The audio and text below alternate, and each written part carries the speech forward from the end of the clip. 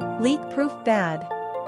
All we need is plastic Ziploc bags, pencils, and water. We gather the children around and explained the scientific principles involved, such as pressure, puncture, and surface tension, using simple language and examples that they could relate to. We walked outdoor and started the experiment by filling each plastic bag with water. We discussed how the bag holds the water due to surface tension and the balance of forces. Next, we took a pencil and gently poked it into the side of one of the bags. Children observed that the water inside the bag flowed out. This demonstrated the concept of pressure.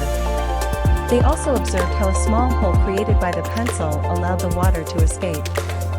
This illustrated the concept of puncture. Initially, when the plastic bag was intact, children observed that the water remained inside the bag due to surface tension. Children experimented with poking pencils into different parts of the bag, poking with varying force, and using pencils with different sharpness.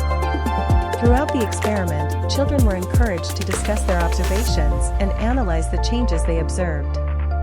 Overall, this hands-on experiment provided children with a tangible way to explore and understand fundamental concepts in physics, while also fostering curiosity, critical thinking, and scientific inquiry. Thanks for watching.